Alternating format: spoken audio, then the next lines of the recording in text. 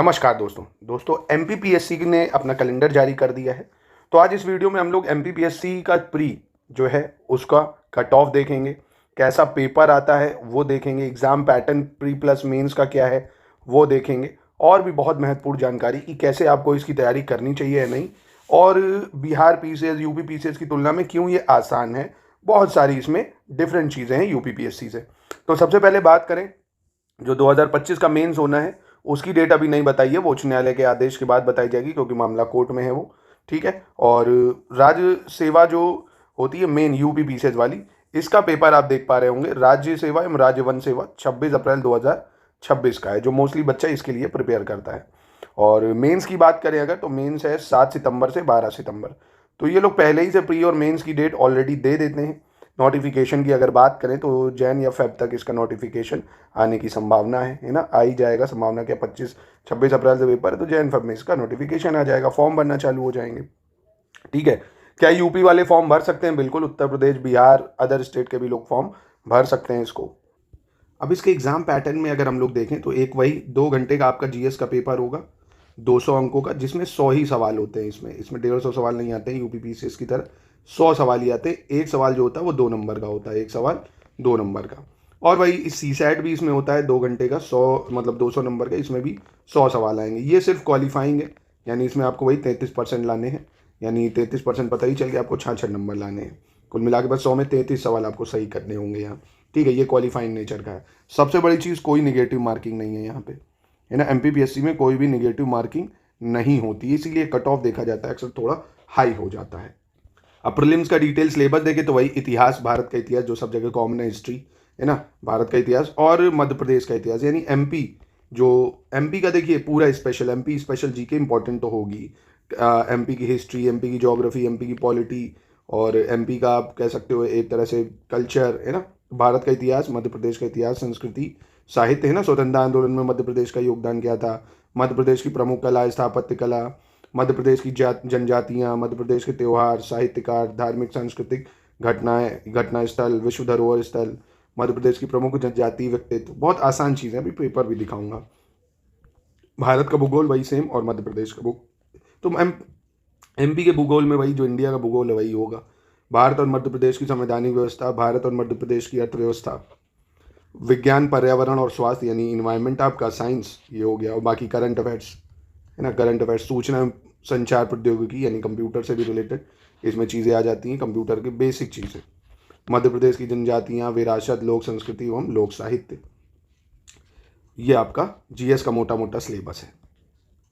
ये एमपीपीएससी का पेपर है, अभी दिखा रहा हूँ आपको 2023 का। इसमें देखिए 100 में से 85 क्वेश्चन तो एससीएस के सिलेक्शन मटेरियल, टेस्ट सीरीज और क्विज सही थे। यानी चाहे जैसा पेपर आ जाए, अगर आपने स्टडी फॉर सिविल सर्विसेज का सिलेक्शन मटेरियल पढ़ लिया, जितना हम देते हैं टेस्ट और क्विज से प्रैक्टिस कर ली, हर सवाल आप कर पाएंगे। अब देखिए ये प्रूफ सब टेलीग्राम पे हमने दे रखे थे, देखो हमारे टेस्ट से सवाल था। 1948 में बुंदेलखंड और बागेलखंड को जोड़कर कौन सा प्रदेश अस्तित्व में आया, तो ये सवाल था। फिर देखो, किस अधिवेशन में कांग्रेस नरम एवं गर्म दल में विभाजित हो गई थी। एकदम बेसिक सवाल है ना, एकदम बेसिक आसान प्रश्न आते हैं। किसके द्वारा प्रथम बार पाकिस्तान शब्द का प्रयोग किया गया था, तो देखो चौधरी रहमत अली, ऑलरेडी हम दे रखे थे आपको। किसके द्वारा महाराष्ट्र में गणेशोत्सव प्रारंभ किया गया था, तो ये भी देखो हमने अपने क्विज में कराया था, क्विज की प्रैक्टिस करा रखी थी। शकों पर विजय उपरांत चंद्रगुप्त द्वितीय ने निम्न में से किस धातु के सिक्के प्रचलित करे थे, तो ये देखो इस तरह के प्रश्न है, ये भी दे रखा है। किस वर्ष में नादिर शाह ने भारत पर आक्रमण करा, तो ये कहने का मतलब है पेपर का लेवल आसान होता है, 100 सवाल आते हैं बहुत ही आसान लेवल के। आप इसका पेपर देखिएगा, काफ़ी आसान पेपर है। ये 2024 वाला है, इसमें भी बहुत सारे क्वेश्चन आपको एससीए से देखने को मिले थे, आप ये देख सकते हो, है ना। बहुत ही आसान पेपर है। एक बार इसके पीवाईक्यू क्या करना, प्रीवियस ईयर क्वेश्चन देखना। बाकी मैं इस चैनल पे भी आपको एमपीपीएससी के प्रीवियस ईयर क्वेश्चंस की एनालिसिस कराऊंगा, ठीक है, पूरे पिछले 20 साल की।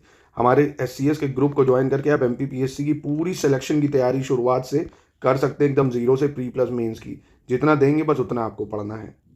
अब ये सी सैट है, वही सी सैट में जो पता है आपको रीजनिंग वगैरह जो आती है, हिंदी है वगैरह है, और वही थोड़ी बहुत बेसिक मैथ्स, ठीक है, बस। तो वही सी सैट जो नॉर्मल होता है, बहुत बेसिक लेवल का सी सैट होता है, यूपी पीसीएस जितना टफ नहीं, आसान होता है।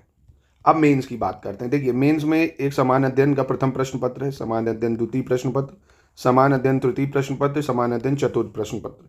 ठीक है, 4 जीएस के पेपर होते हैं आपके।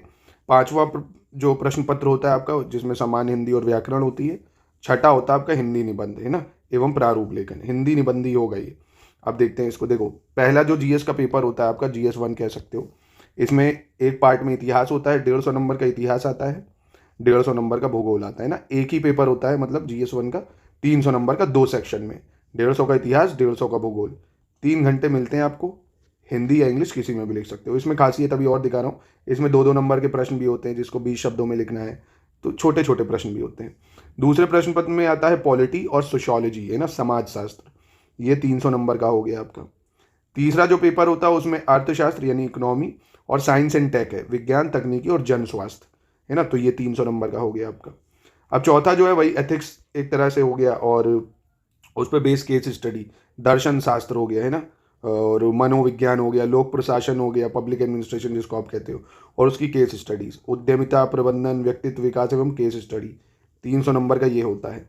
समान हिंदी और व्याकरण 200 नंबर की, और हिंदी निबंध और प्रारूप लेखन 100 नंबर का।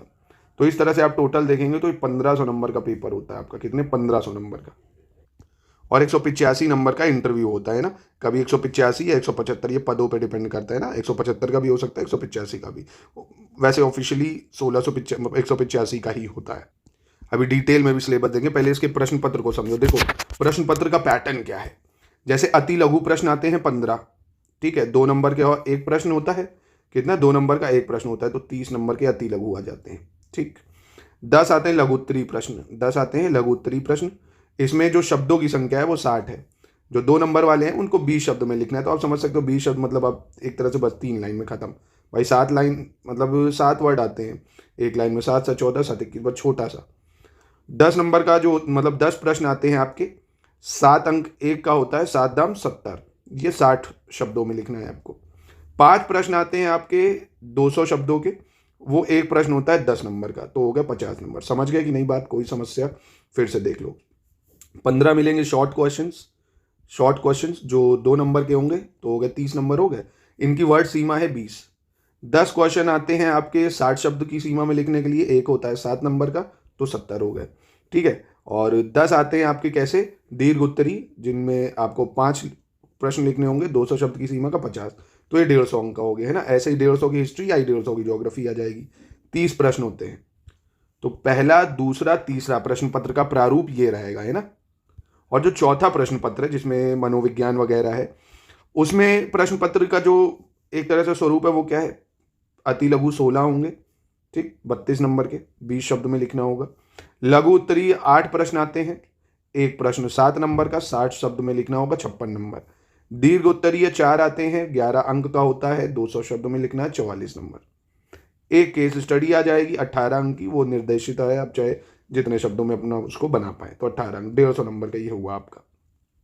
अब फिर जो छठा प्रश्न पत्र है, हिंदी माध्यम में ही निबंध लिखना है आपको, ये याद रखना, जैसे आर ओ में है। एक निबंध होगा आपका 50 नंबर का, जिसमें 1000 शब्द लिखने होंगे आपको, 1000 शब्द में। दूसरा निबंध होगा आपका 500 मैक्सिमम शब्द में लिखना है, ये 20 नंबर का होगा आपका। तीसरा निबंध होगा, ये भी 500 शब्दों में आपको लिखना होगा, ये होगा आपका 15 नंबर का। चौथा निबंध होगा, ये 250 शब्दों में लिखना होगा, 15 नंबर का, ठीक है। तो ये 100 नंबर हो गए आपके, 2.5 घंटे आपको दिए जाएंगे इसके लिए।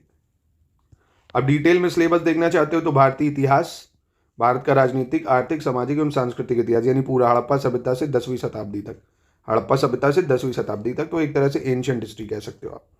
फिर 11वीं से 18वीं शताब्दी तक, यानी आपका ये मिडीवल हिस्ट्री हो गया। सल्तनत, मुगल शासक और उनका प्रशासन, है ना, ये पूरा एंशियंट मिडीवल सब है इसमें।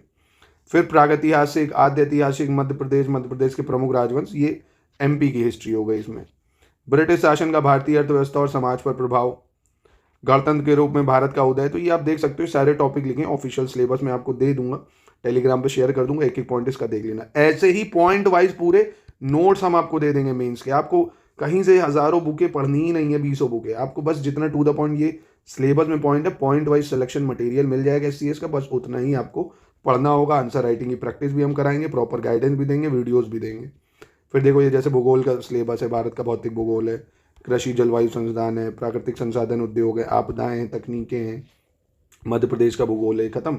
फिर ऐसे ही GS2 का है, संविधान, शासन व्यवस्था, तो ये पूरा डिटेल में सिलेबस में दे दूंगा। समाजशास्त्र में क्या क्या आपको पढ़ना है, ऑफिशियली एक बार सिलेबस जरूर प्रिंट आउट करके देख लेना, आपको बहुत सारी चीज़ें इसमें जानकारी मिल जाएगी। आई होप आपकी सारी जो डाउट्स हैं मैं क्लियर कर पाया हूँगा। अच्छा, मैं कट ऑफ बताना भूल गया, एक सेकंड पहले कट ऑफ भी बता देता हूँ। हाँ, मेरे दिमाग से उतर गया। देखिए, अगर 2024 का कट ऑफ देखें एमपीपीएससी का, तो जनरल वालों का गया था, अब ये मानिए 162 है ना, जनरल वालों का 200 में से है ये। अब नेगेटिव मार्किंग तो होती नहीं, इसलिए कट ऑफ थोड़ा ज़्यादा हो जाता है। जनरल वालों का कितना गया था? 162 नंबर। और एससी की बात करें अगर, तो ये 150 नंबर गया था एससी वालों का। एसटी का गया था 148 नंबर कट ऑफ। एसटी का कितना था?